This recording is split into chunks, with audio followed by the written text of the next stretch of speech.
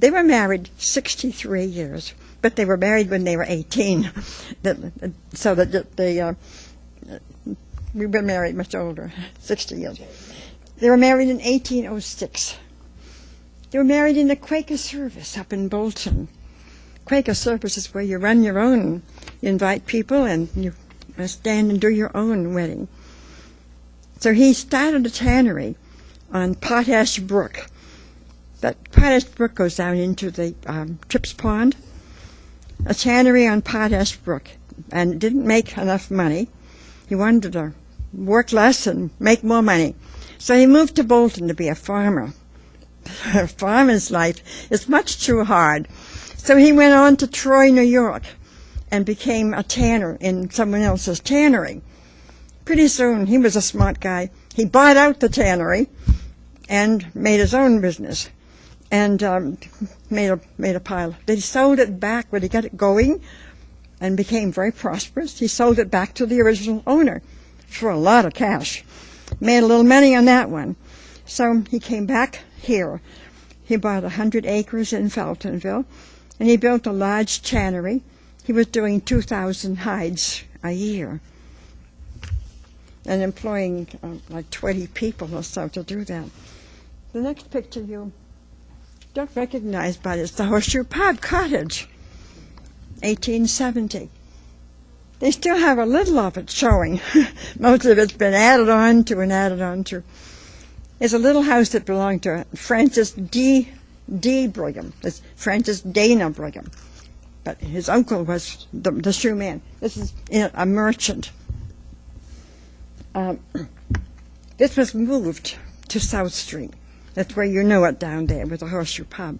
It was moved there, and that's why it's still alive, still standing, because if it was still on Main Street, it would have been burnt to the ground with the 1894 fire. But it was moved, I don't know just when it was moved, but it was built in 1870. Maybe that's when it was moved. I don't remember that. The next picture shows Mr. Francis D. Brigham. He was a merchant in town, and he owned and he built that little house on Main Street. The next house knows another Brigham, William Brigham. You know, that is the senior center. This is a lovely big old home done by William H. Brigham. Been made over quite a bit. I go there on Mondays, and other people are there during the week. It's a beautiful new space with additions and remodeling. So I've taken this lovely old home and made it more appropriate for today's living, for use every day by many seniors. A new parking lot is going in up there, too. So that was one of the Brighams. Oh, then we go on to a man named Bush. Not to say it doesn't spell the same way as Alan Bush. B-U-S-H, just like a bush out in front of your house. Wilder Bush. His grandfather's name was Jonathan Bush. He lived at one time on the old Goodnow place. Well, when he was a boy, he went with his father to Concord, and they arrived just in time to see the fighting at the bridge with the Revolution in 1775 at the Concord Bridge. He started business, that was his grandfather. He started business in Feltonville in 1829 in an old building standing in Wood Square. He worked there for a while, about a year, and then he went and he bought, called a still house. I don't know if that's where they made the cider. They made cider into hard cider. And he bought the still house, standing where Tripp's Mill now stands, which is Tripp's Pond. Bush moved to this place to get the benefit of water power. He enlarged the building and built the house on River Street, and he came in possession of the old still house through the tragic death of Washington Cook, who was in the comb business. This is a comb, fancy comb. So this man, Mr. Cook, was in the comb business. He was pressing combs one day. A workman was using a beetle, it's like a wooden hammer, striking a blow. He accidentally hit Cook on the head, causing his death. Mr. Cook married Charlotte Felton, the daughter of Silas Felton. He bought the business from this poor Mr. Cook who had died, and he made mostly these dressing combs. He also made large fancy back combs, 5 to 7 inches high, for the South American trade, for those Spanish ladies that wore the hair in big buns in the back and big fancy combs, looked like a crown from the front. The other markets for his goods were Boston, New York, Philadelphia, and Baltimore. The New York market took most of his goods. And he gives the names of all of the people who worked for him. Excuse me. There were 20 employees all making combs. I read a while ago about how you make these combs. They're made from a tortoise shell, not a turtle, a tortoise, a land tortoise, which is a little more humped than a sea turtle. And by using steam and heat, they can get that tortoise shell to come apart in layers.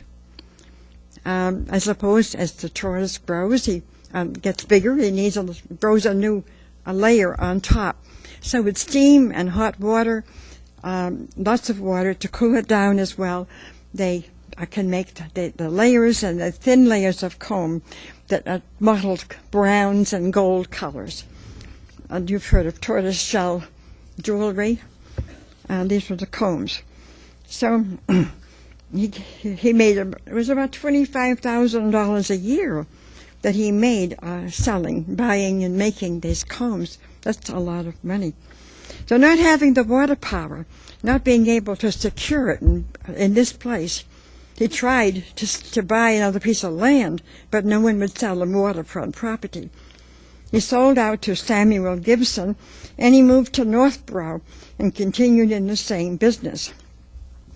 So when he came to Feltonville to get into business, he had only $500 in his pocket. And when he left 10 years later, he had $50,000 because of good management and good business trade. He tried to buy the sawmill property on Washington Street for the water, but no one would sell him the property he needed. So he went out. I've read about combs being made in Westboro and in Northborough. Well, and then the Bush name went on to Northborough. That's where he made them the next time. So then we'll go into the schools. When you have 20 families in a town, you need a school. The state said that. We didn't have a state, but we had a government in Boston. And so our first school was up on one of the first ones, the Old North School, up on Old North Road.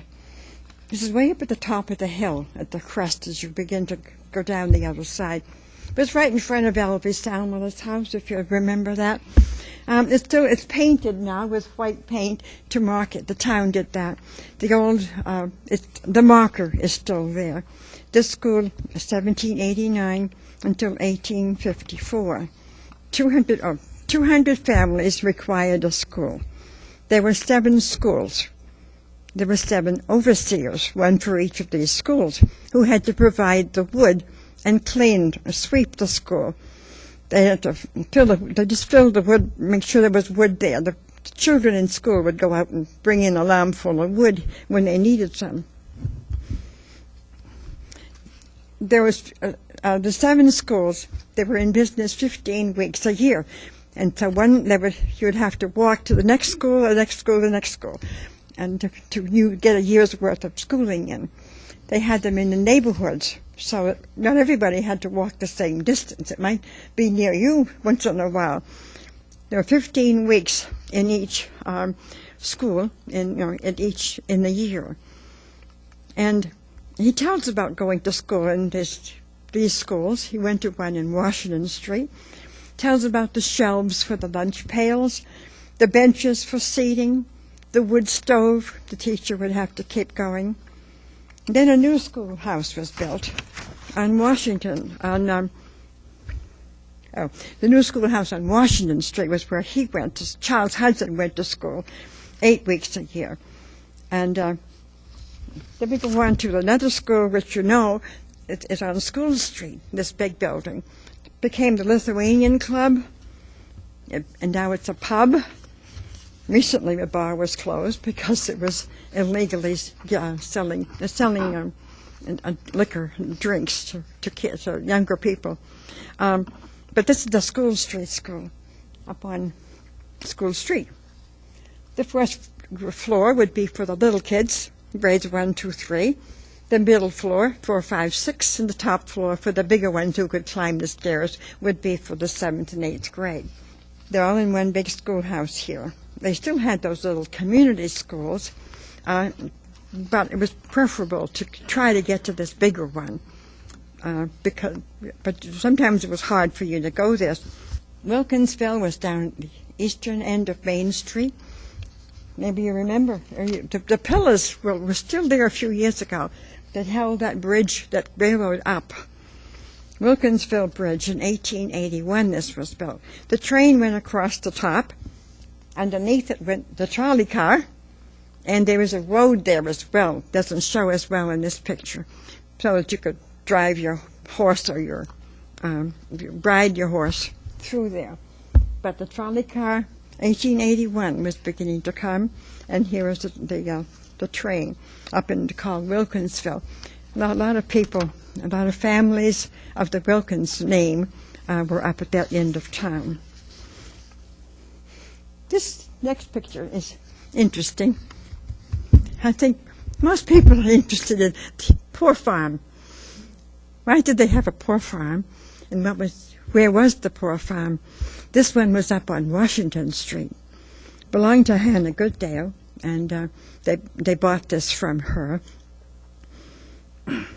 The two people standing out there, that shows an elderly lady, a child, a couple of men. So, anyway, this is a cute story. Hannah Goodale, she died in this house. It was her house, but she had sold it. She died there. At the time of her decease, Ivory Brigham, that's Wilbur's grandfather, and Ezekiel Clisby were the watchers for the night because she had died, was still in the house. While Brigham was sound asleep, he was suddenly awakened by a shaking by Clisby. "Ivory, Ivory! The old woman has come to life." Sure enough, there was a flopping in the dark room. On investigating the cause of the noise, it was found a cat had entered the open window with a chicken's wing in his mouth and was eating and drawing it across the floor. Kind of a cute story that he tried to bring people into all of these stories, little stories about them. This poor farm. Now we have a new poor farm.